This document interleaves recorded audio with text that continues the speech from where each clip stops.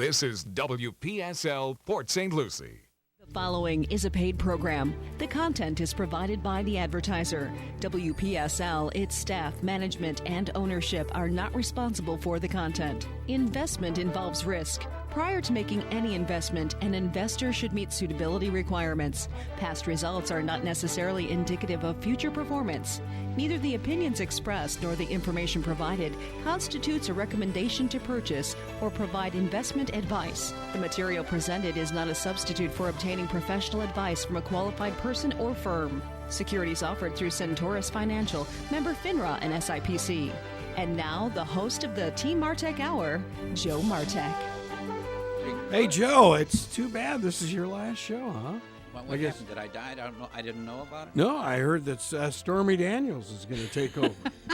Hey, what do you think? I tell you what. I bet she'd have more listeners. I bet you'd have more on the internet watching. Hey, and you know what? Oh man! I would actually be willing to give up a few shows just to see what Carol would say. Because we have a face for radio and she doesn't, so we get more viewers. Yeah, boy, I'll tell you what. Yeah, right. Yeah, right. Oh man! Would you please let me know when I can contribute when sanity returns? We're not allowed to have sanity on this show. Sanity only What's comes. that? We comes by tried on sanity. It doesn't make. Sanity only comes by on the 25th of December. That's when he stops by. That's it. Comes down the chimney. Too much. Sandy, where are you? 340-1590, 340-1590. This is the Dan and Joe Show, also called the Team Martek Hour, even though most of the team doesn't show. But now it's slowly becoming the Dan, Joe, and Alan Show because we have a guest who's not a member of the team, but who shows up more than anybody else does, except for Dan and me. Well, he keeps us on the straight and narrow, Joe. Does he really? I think his function here is to get us back on track when he sees we're having too much fun. That's what he was trying to intercept for, right? I saw that. I heard That's what that. he just did. Sanity. He said, bring sanity back. He tried to bring sanity back. Just because you're a retired prosecuting attorney from Wisconsin doesn't mean that you have no sense of humor, even though most attorneys don't. I think a lot of attorneys have a sense of humor. However, but we are the Wisconsin. butt of a lot of lawyer jokes. Yes, so. you are. Yes, but most you of them are are deserved. I won't argue with that. No, right? And look at most of our politicians are attorneys. True. That's true. That's unfortunate, though, isn't it? It is unfortunate. Yeah, and we need and more the guy we business now people. have leading the country, he's trying to bury all of them. Well, I don't know if he's trying to bury him, Joe. Including himself. He's just trying to get him to think that, hey, things should be fiscally responsible and money doesn't just grow on trees, even though we can borrow it like it does. Yeah. You can borrow it, but... Did you happen to hear Tom Sullivan yesterday where they were talking about the original founding fathers, representative for like every 30,000 people or whatever.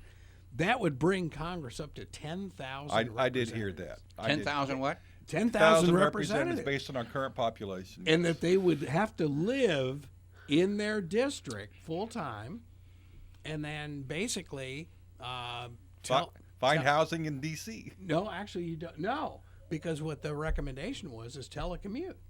Telecommute? Well, Yeah. back then there was no telecommuting back then. Well, Doesn't mean there can't be. I've gone to many a meeting that used to be, I go, I can't believe I got to drive all that way. And now I go to these teleconferences and I never leave my office. That's right. Yeah. Quite honestly, there's still, not necessarily on the national level, but on state levels, county levels, people have to live in their district. Now sometimes not for how long. They move in the week before. They keep a house 2 there. hours. They keep a house there and visit it once a year and pretend they live there. And I hate that when you have somebody who lives somewhere else who decides, well, we can't let this seat go unchallenged. We'll bring some doofus in from some other county and pretend he lives here, knows what's going on. I hate that. There was a classic thing where this guy was running for U.S. Senate in Arizona. This was back in the 70s. And Steiger was his name. And he had billboards all over the state. Was he an attorney? Yes, he was. He was a Beverly Hills attorney. We have a couple of those here, So all of a sudden, the Arizona, big Arizona paper in Phoenix does this investigative story on that He doesn't even live in Arizona. Yeah. And he was running for Senate. Needless to say, he got kicked out right away. Well, you know, it's the politics. And Dan, you've been all over the world, and if you go to any country on earth, I've never heard anybody happy with their political situation.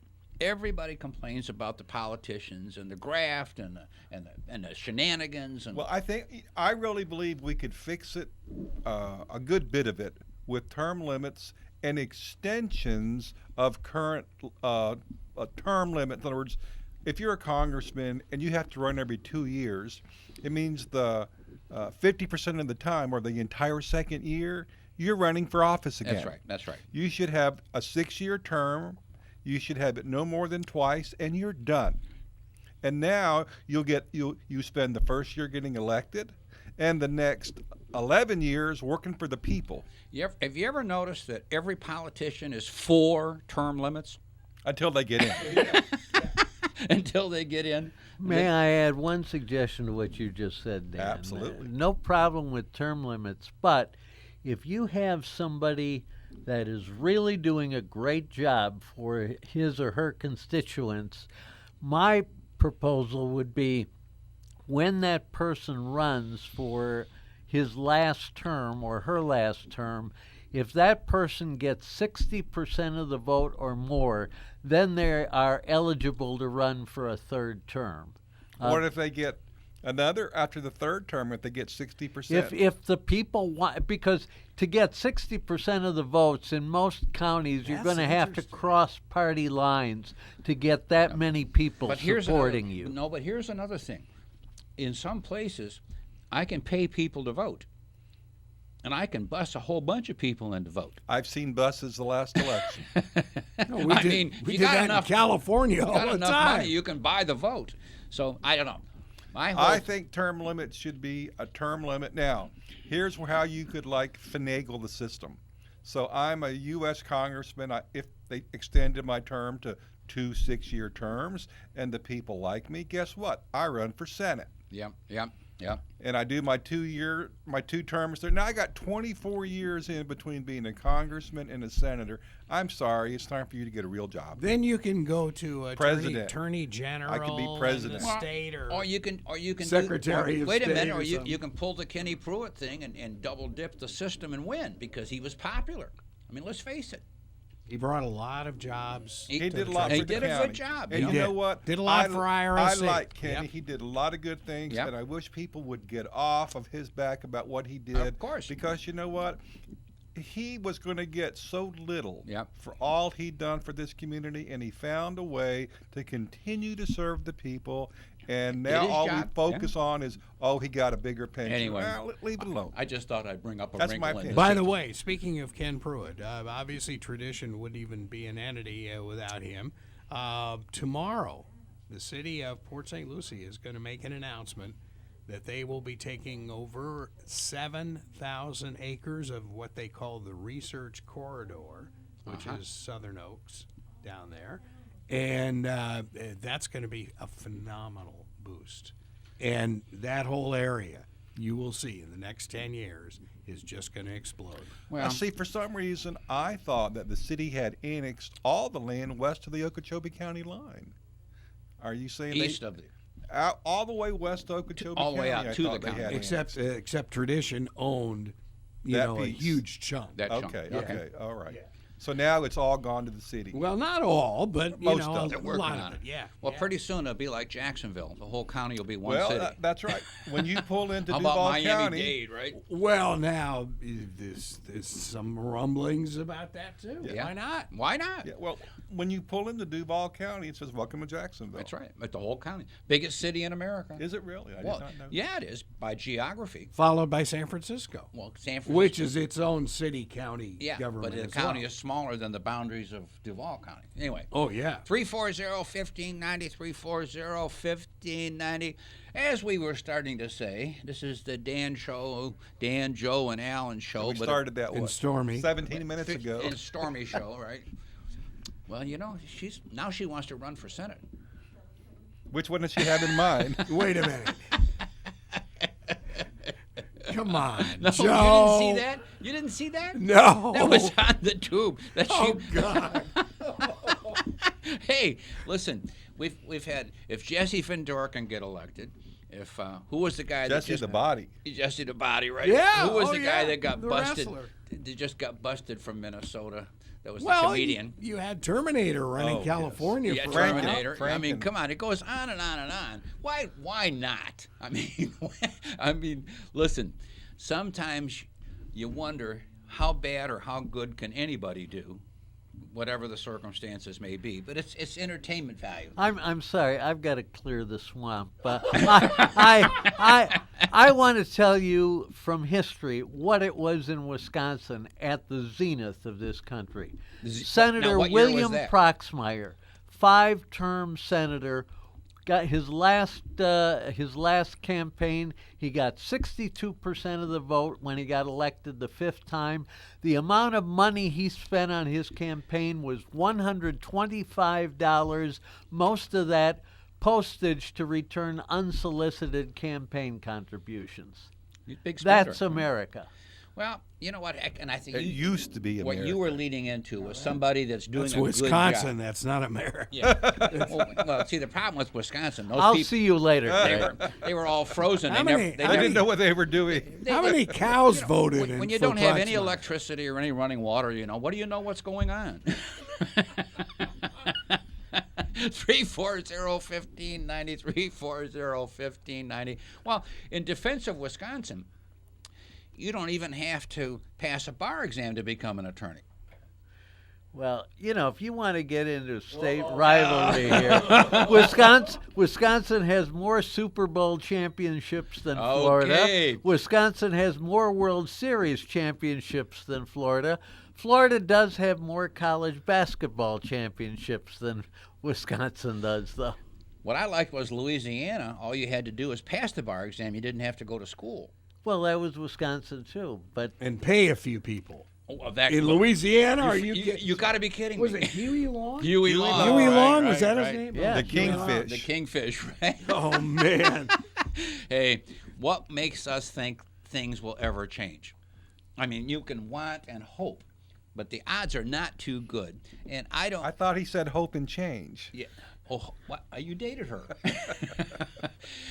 340-1590, 340-1590. Back in '04, Dan Warren, independent insurance agent, Joe Martek, financial advisor, Greg Fasula, attorney, started doing radio shows because we each had big bases of clientele, but we had different areas of expertise. So the concept was very simple. Dan knows a whole bunch about the insurance industry. Greg knew a whole bunch about the law. Martek was a financial advisor. Well, we could answer questions that people might have in different areas of expertise. And then, over a period of time, we added Ms. Victoria Lloyd, Remax of Stewart, because the real estate bubble burst and it became a monster subject just a few years ago, which then brought us to Mike Paulus, mortgage broker, who, hand in glove with Victoria, taught a lot of people, has done some magnificent things for a lot of people, and educated a whole bunch of people on what it was to get a mortgage and how to help them.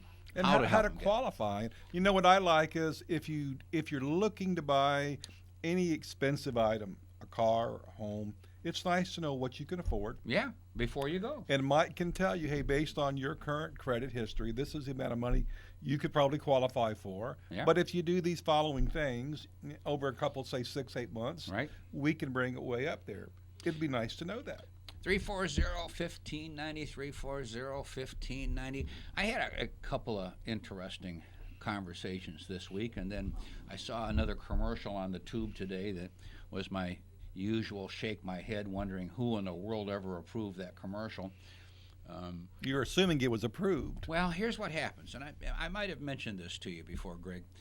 When your securities licensed, meaning a stockbroker, financial advisor, on the bottom of every ad or billboard or whatever, it'll say securities offered through the name of the company, member DIC. And it has to be there. That's in that print that we can't read on It's TV. always that fine print. And in fact, when we started the show off, there's a disclaimer that I had to have. This compliance people say you have to do it. And at the end of the show is another disclaimer that we have to have. Well, every time I hear one or see one of these commercials or radio ads or TV ads that don't have any disclaimers, I'm reasonably sure they're not securities reps, because securities companies make you go through compliance before you do it, and if you don't, you will lose your license. So you're out of business. Well, Joe, I know when we do like any type of commercials, any type of printed advertising, and we're using anything to do with an insurance company, right, we have to send it to their legal department, right, for them to critique it and say, yeah, you have our blessing, or no, take this out, or right, add this, and only then can we do the ad. Oh, it's like the bar then, huh? Yeah. Really? Yeah. Well, what Wow. happens is, though, when I watch it in TV or radio or newspapers, they don't mention a specific insurance company. What they mention is generalities, and they give concepts that are a bit misleading, to put it mildly. So I like this one that ran today. This guy earned 12% with no risk. Well, no risk doesn't exist, Joe. Well, no, it was good. It was no risk, because that's his money. Man, it's there. And I'm looking for the end of the ad, and there was no disclaimer. There was no nothing. Didn't say this is not typical of all your earnings, blah, blah, blah, blah, blah. Didn't do any disclaimers. And the interesting thing was, I know what it is. And Alan, we've talked about these index annuities. Mm-hmm. And very often they come up and they will give you a 12% bonus the first year or second year to get inside. To get you in the door. Now, what they... No. Oh, yeah. What they don't tell you normally is that you got a 20-year penalty phase to get out. To get out the door. And they don't tell you that it's 12, 15, 20% for the first few years. And they don't tell you that the only way you can collect this money is if you, quote, set up a pension. But if you die? Well, if you die, you may not get it either. It really depends. So the whole concept that I look at people when they see these things is buyer beware. And I had 2 other cases this week. People get confused, and it's hard to imagine how can they not be confused, because there's so much advertising and it looks very legitimate. You know, it used to be when you saw it on the radio or you saw it on TV, you thought that meant it was true. Well, we all know that happened. So much for that. I'm a French model. Bonjour. Thanks, Stormy. So all I try to warn people about is when you hear that word index annuity, just be careful. Very often I've done this with people. I've even done it over the phone. I call up the companies directly, not the agent, and say, hey, let's go through this program and make sure we understand it, because I know the questions to ask. So I will gladly help anybody find out what they've got, either after they get it or before they get it, hopefully before they get it, because one time I was at a couple's house, faithful radio listener, showed me this product, and I said, okay, we're going to call the company, and I'm going to ask them the questions. Here's the questions we're going to ask, and when I'm all done, you're going to throw up. Because there was a 2% cap, CAP. They could never earn more than 2% a year. It painted all kinds of pictures. Was that on page 42? Of course. Naturally. Dang it. But the key is, and I see this regularly. I had a young lady that a few weeks ago, she was visiting a client of mine, and this fellow was trying to talk her into an index life insurance contract. So he paints all these pictures where we're going to be making all this money in the index, and then the life insurance you get paid for, then you make a profit on it, then you can go spend that money and die one day and your family gets all this money. So on page about 30, after all the fine print, I found out the guarantees. Well, at the end of X number of years, she was broke, and the cost for the insurance went up to like $30,000 a year. That's not a new concept, Joe. I can remember when they used to sell universal life policies. Yeah. And they would come out and they would give you on your proposal, on what you were being sold to look at. It would say 12% assumed rate of return. Assumed.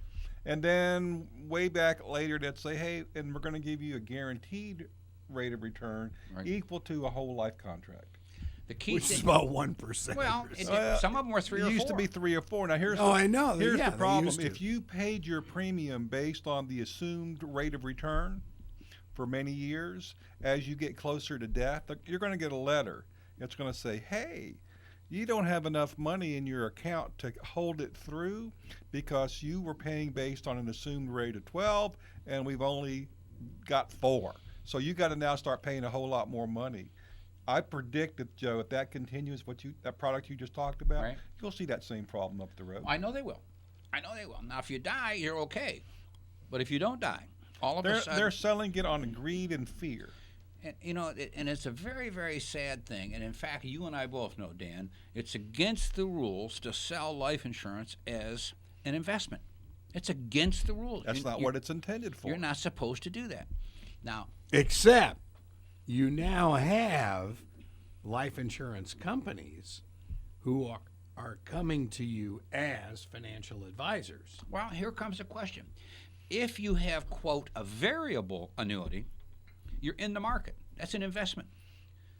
Now, you're with an insurance company, and you can make 25% last year if you invested in the S&P 500 or the Dow or NASDAQ. I mean, that's what it made. But then it puts insurance onto it as a rider that says we have a guaranteed death benefit in case the market falls apart. We also have a guaranteed living benefit that guarantees you income for the rest of your life based on a high number, and once a year they can reset it. Now, it's not as confusing as these other ones that are based on an index. This thing, you really are in the market. You are in it. So it is an investment. Well, Joe, that's insured. When I counsel people, let's say for life insurance, the first thing I'm going to want to know is what is the intended goal? Exactly. Is it to protect your wife and your children in the mortgage or a college? 9 times out of 10, Joe, unless people are very, very affluent, they really cannot afford the amount of life insurance they really need. All right? So what I would probably suggest in most cases is, all right, let's look at a 20-year term product. Right. It'll be a fixed premium for 20 years. Chances are the reasons you bought that life insurance have changed in 20 years. Hopefully your house is paid for and your kids are through college. So perhaps you don't need that much. I would then tell them to take the difference between what, let's say, a permanent life insurance policy would cost and put it into an IRA, and over 20 years see it grow there. There you go. And then if you're really concerned about death up the road, get a $10,000 permanent life insurance. It'll always be there to put you in the ground, and you're good to go. Now, if you have huge tax burdens and you've got a huge estate, different story. It's a different story. But for most people, that's really what they need. And what Dan and I do this, and I do this regularly with people, that was the magic word. What's your goal? What are you trying to accomplish with this life insurance? I mean, I get a kick out of it, Dan. Some years ago, I had this fellow that I went to see that lived in Mariner Sands in a cul-de-sac lot on the nicest house in Mariner Sands on the golf course.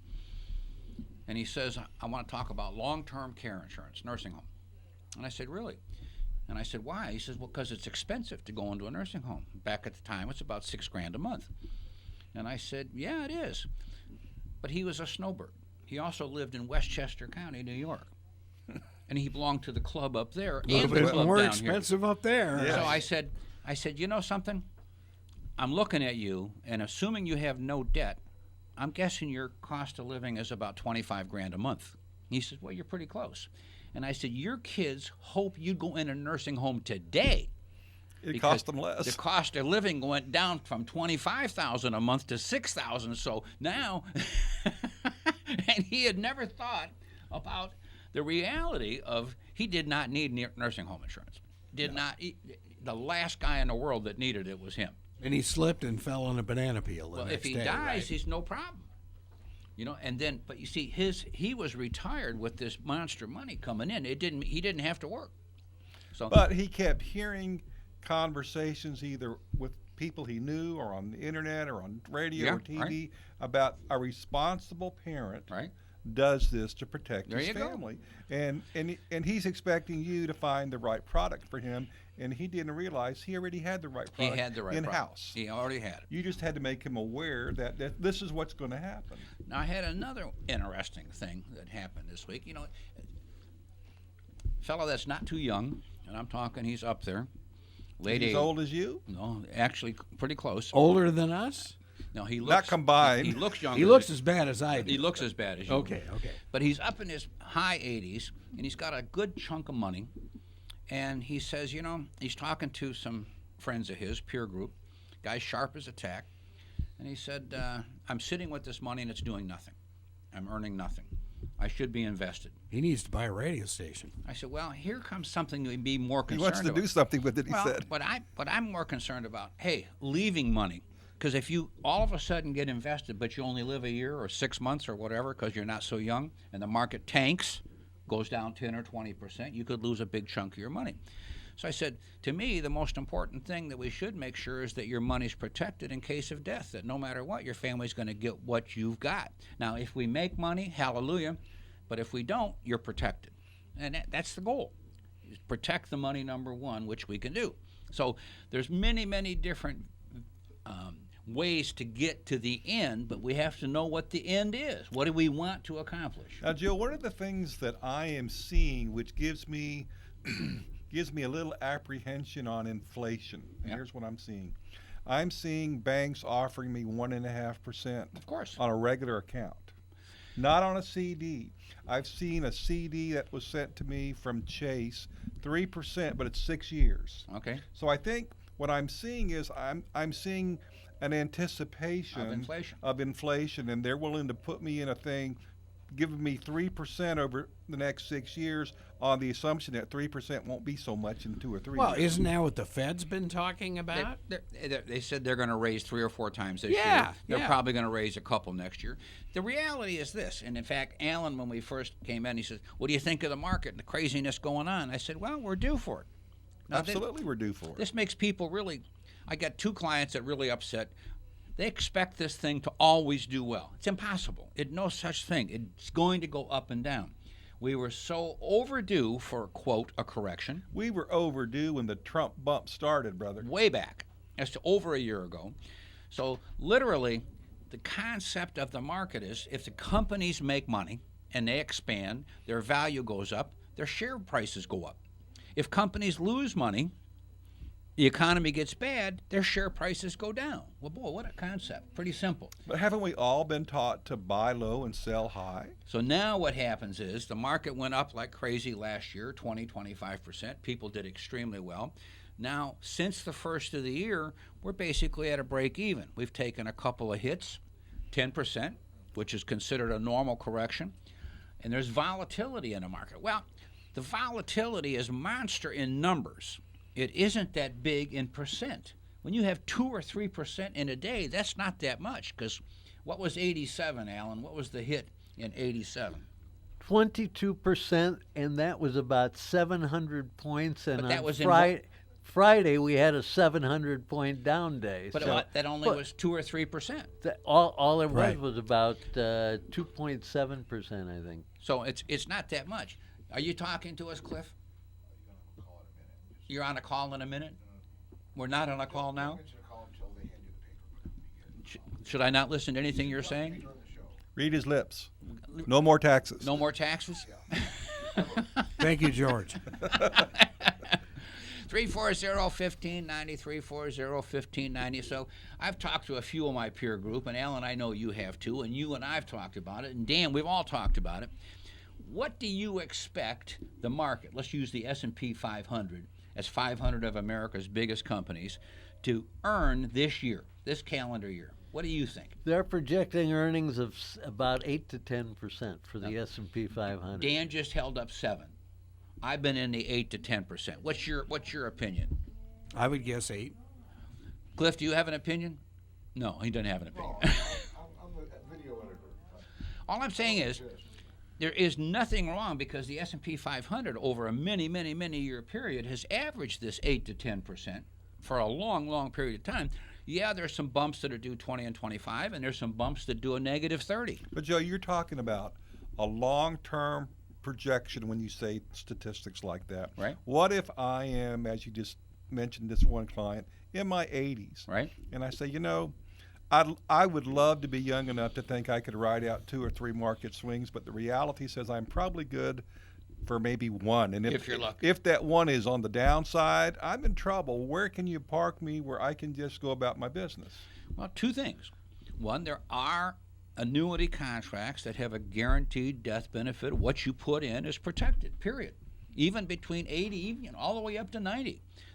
My compliance people say you're supposed to know which insurance company you're dealing with, their claims paying ability, and like you and I know, we only deal with the best rated companies, otherwise we just don't deal with them.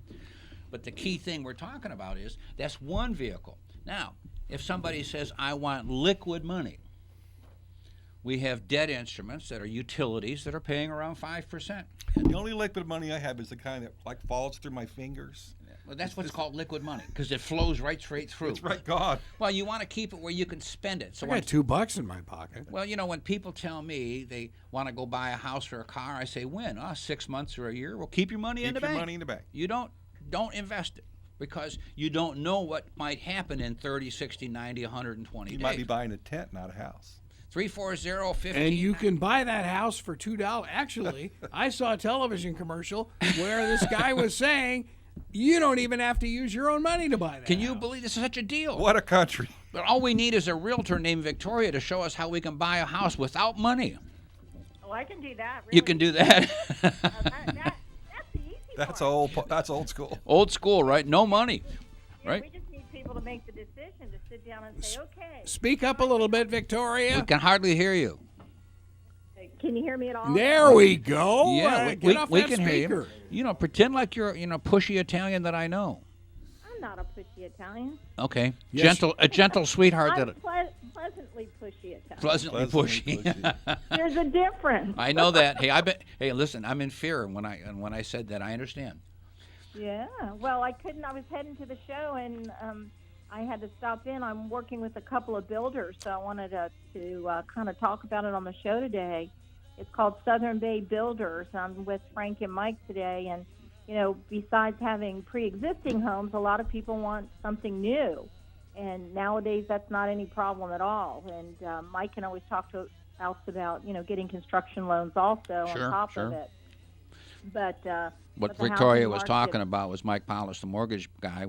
There is construction to permanent money available today easily. I mean, it's not that it's difficult to do. Wow. Yeah. Okay. So people want to build a house from scratch. It's readily available. Absolutely.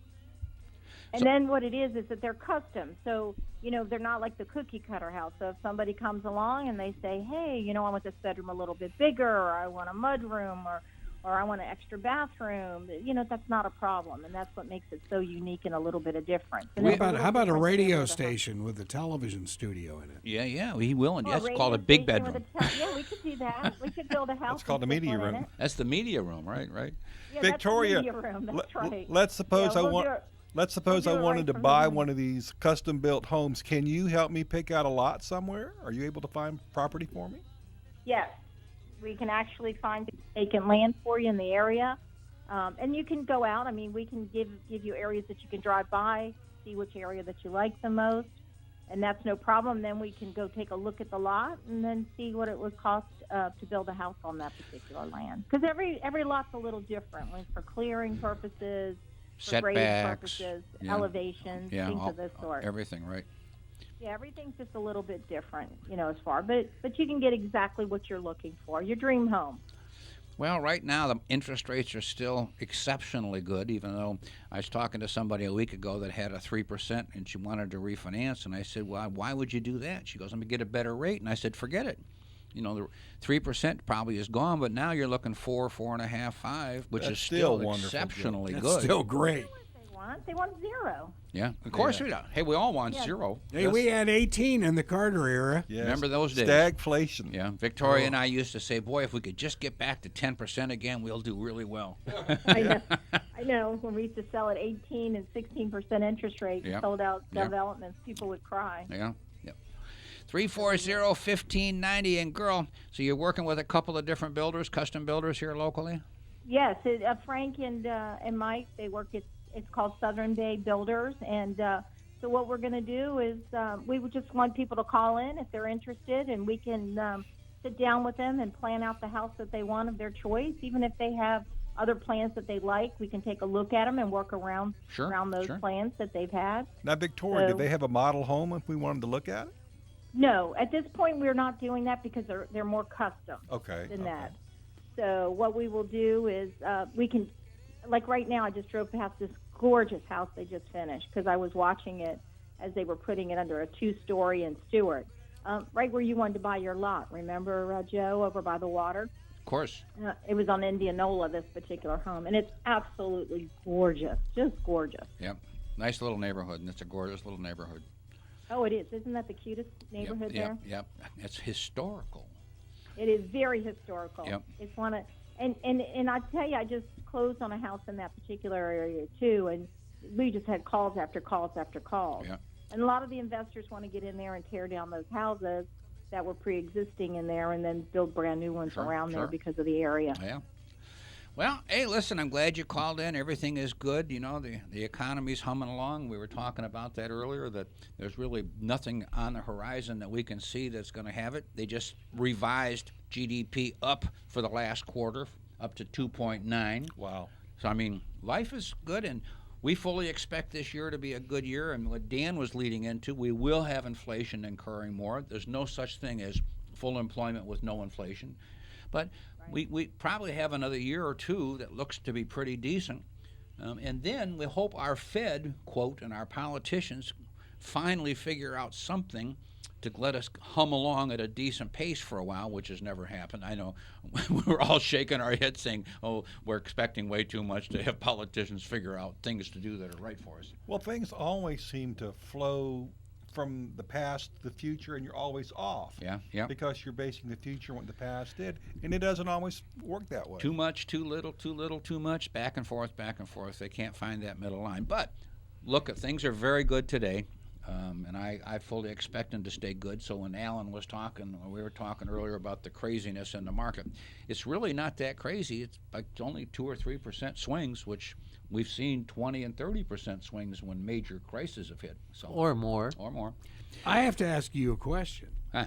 You brought in a prosecutor I know. into your group. Not really. Now, No, was there a reason why you have a prosecutor? He was hitchhiking. He keeps us on the straight and narrow. Yeah, we realize he might prosecute us or persecute us, whichever. He does persecute persecute us. Hey, Vic. You know why we brought in a prosecutor? I Because we know. cover all angles. Victoria, I've got a question for you. My question is this. You mentioned 7-day builders. Are these homes built in just 7 days? Southern Day. Southern Bay. So, Oh, Southern. See, okay? yeah, You've Southern. got- Southern. They can't build a house in 7 days. In the South, it's Southerman. Sutherland. They would like to build it in 7 days. I thought she said 7 days. Well, that is. It's They called can't a even get tent. The permit department in 7 days. It's a Are you tent kidding? on a platform. I saw a house built in one day. Yes, you did. Yeah, because it was a modular home. I No. know. No. It was a home down in Devasta built it. It was like this big project, and they had hundreds of builders all got together. Everybody got Things together. was prefabbed off-site, and it was like a fundraiser for some charity. It was an amazing thing to watch. Yeah, because they already pre-made the walls. Oh, absolutely. The key was if you could get every one of these subs to show up exactly on time and do exactly their job. And they were there. And that's what it took. But it And was the- on TV too. It became a big Oh, deal. yes. Yeah. The other question is, can you get a permit in 7 The days? permitter was sitting right there waiting for Everything was sitting there waiting. Hey, when they put all your ducks in, well, that was in that TV show where they'd bring the family out and they'd tear the house down and build them a new house. Yeah. Hey, Vic, thanks for calling in. And Get off those TV shows and get into reality. Yes, boss. Goodbye. Bye. 340-1590, 340-1590. We've got reality TV. It's in the White House. Yeah. Well, all administrations have been somewhat entertaining, you must admit. I mean, we haven't had one that was not somewhat entertaining. Well, you have to remember that since the advent of radio and television, politicians have become quasi-celebrity. Yep. And it has an awful lot to do with them getting elected. Probably the best example from early on was JFK. Yeah, boy. When he just looked so much better than Nixon, sweating up there and having a hard time. Yeah, boy. It was a home run. A televised debate. You bet. I will tell you. 340-1590, 340-1590. So I guess where we were going as we were weaving in and out of the market that I love the concept of being invested in a market. I love the concept of being completely diversified in the market if you're into 500 or 800 different companies where you're there. And I love the concept the market is doing nothing but going up and everybody's doing well, but we all know that's not reality. No, Joe, the market's always in a state of flux. Yeah. And it's very true, not just with the stock market. It's true with the insurance industry, with the construction industry. Always things are moving, and you're not really sure. And you have the pundits who try to convince you it's going to go one way or the other. And if I wait long enough, I'll always be right, because it'll eventually always go up, and it will eventually always go down. And I can say, "Aha, Joe, I told you so. Listen to me in the future, and you'll be much better off." That's why I lean towards insured investments where people, and it's been a big thing. When you can show somebody making 15, 20, 25% in a year, but then they say, well, boy, that could be wiped out. What happens? Well, we have ways to protect it. Insured investments are I'm just ecstatic about the products that are available today that allow a person to literally be in the market and yet have insurance to protect it just in case things go bad. The reality is things will go bad again. We all know that. It's never going to go. I had it, what Dan was saying earlier, when you take a person 80, 90, 70, how long do they have to ride the wave to let it go and let it come back again? Well, not as long as somebody normally 20 or 30 or 40. So we look through different eyes the older a person gets and try to protect more and not take as much risk normally when you get older. So let me ask you a question. Let's suppose I am 80 years old. Yeah, you can look at it. And I look, and I feel it sometimes. And I say to myself, I'm going to roll the dice. Right.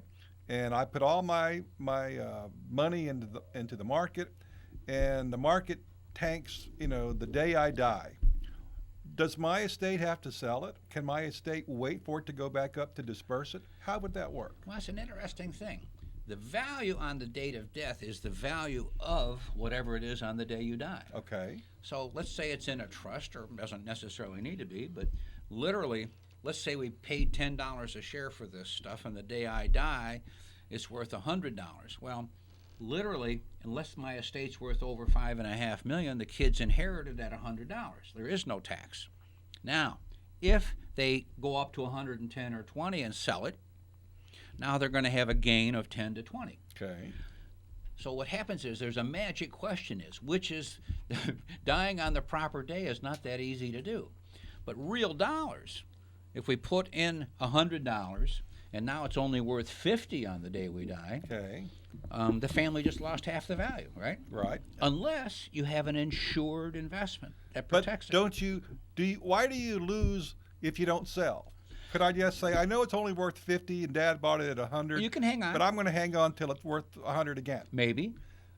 Means I'm going to have a 50% tax? Yeah. On my gain? Sure. Because my gain will be based at now back again, $50. Here's what you're pending on that I'm just in the market. Okay. Okay, and I've got what's called a brokerage account, and I inherit that brokerage account, and I don't sell. It's like inheriting in a house. Same concept, right? Right. I mean, my folks paid $100,000 for the house. On the day they died, it was worth $200. The kids inherited at $200. There's no tax. But if it was worth $50 on the day they died, right? Now I'm showing a big gain if I sell it at $200. Now they're going to have to pay tax between $50 and on $150, right? That's right. Yeah. $150,000 gain. The date of death resets the number. Okay, on not all instruments, but on most, especially if you're in a brokerage account or real estate.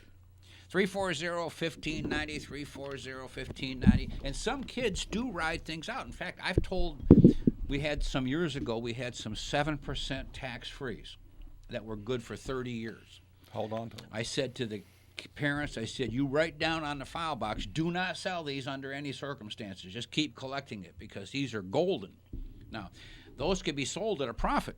But, man, it's pretty hard to get 7% tax-free. Those are almost a thing they are a thing of the past. Now, they may come back again 5 or 10 years from now, or we don't know when.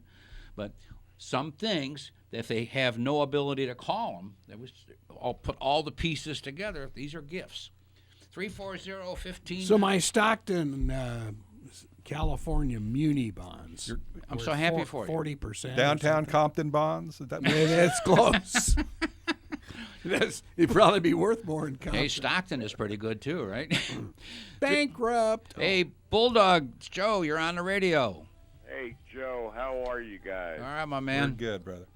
Hey, Joe, I wanted to ask you a question. You know, with the recent bounces in the market and, you know, the tariffs and everything like that, and there's a lot of volatility.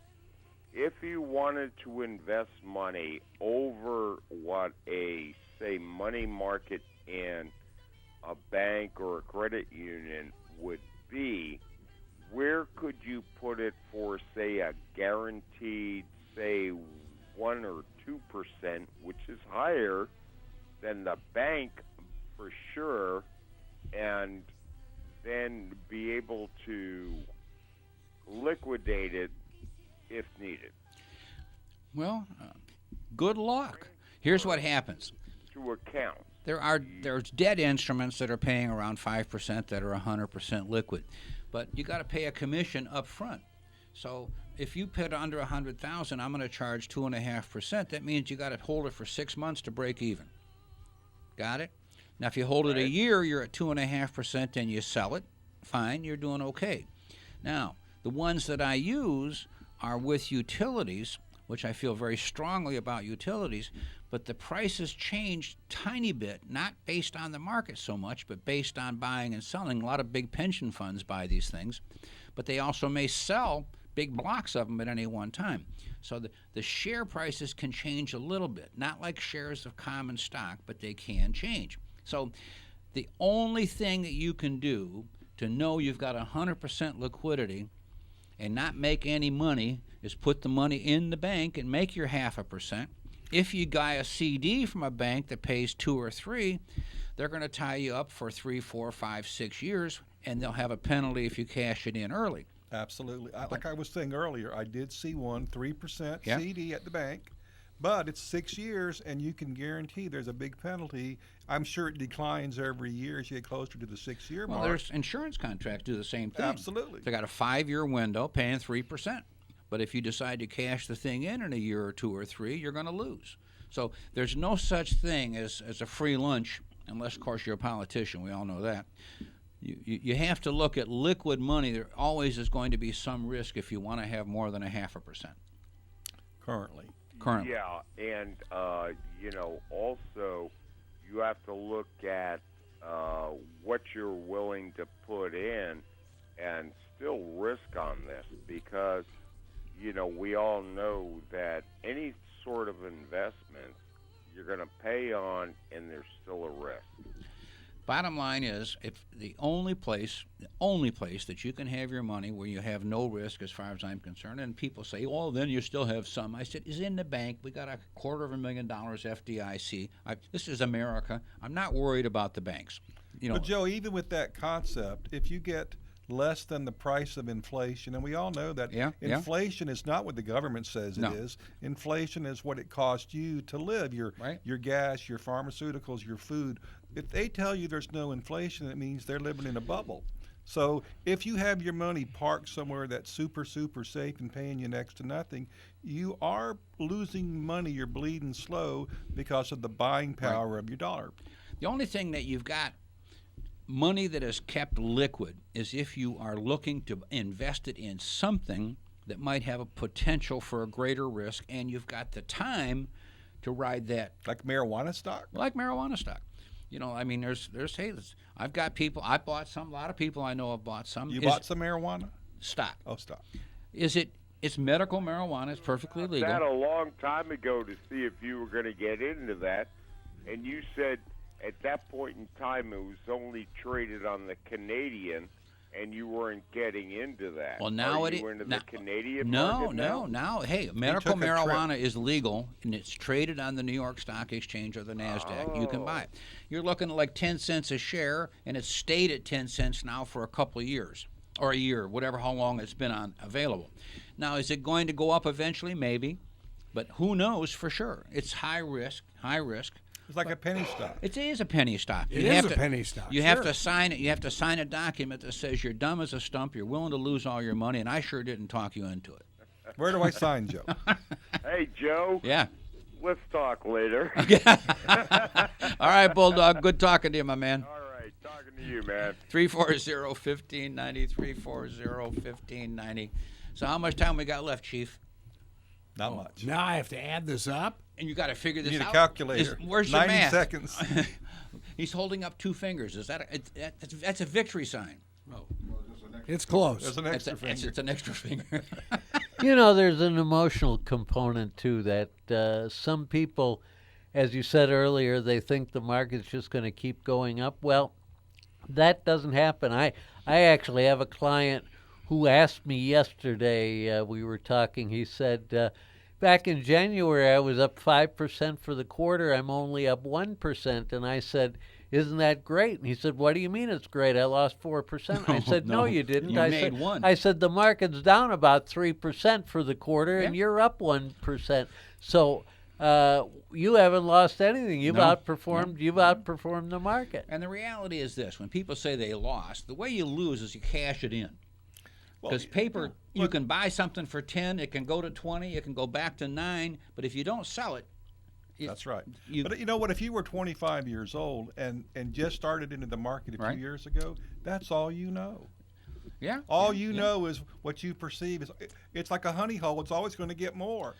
Well, the reality is this: given a long period of time, this is America. America is not going out of business. I fully expect America to keep dinking along at 8 or 10% a year with the blue chips, and I don't expect it to be any different. Now, there might be some good years that are 20 and 25 and 30, and there might be some bad years that are negative. And there'll be some big winners and some big losers. Yes. So the key thing is this: depends on your, quote, risk tolerance, what you're willing to do, how long your window is, how old you are. You put all these equations together before you make a decision. And I think we've run out of time. Is that fair, Chief?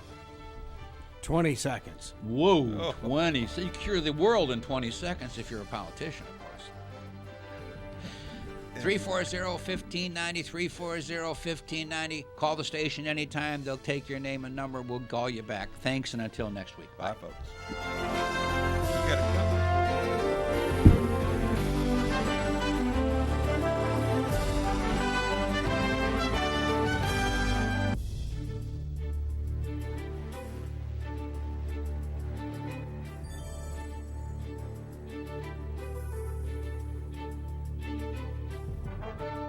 You've been listening to the Team Martek Hour. The Team Martek Hour is a paid program. The content was provided by the advertiser. WPSL, its staff, management, and ownership were not responsible for its content. Investment involves risk. Prior to making any investment, an investor should meet suitability requirements. Past results are not necessarily indicative of future performance. Neither the opinions expressed nor the information provided constitutes a recommendation to purchase or provide investment advice. The material presented is not a substitute for obtaining professional advice from a qualified person or firm. Securities offered through Centaurus Financial, member FINRA and SIPC. Tune in again next Wednesday at 11:05 for the Team Martek Hour here on WPSL 1590. WPSL, Port St. Lucie.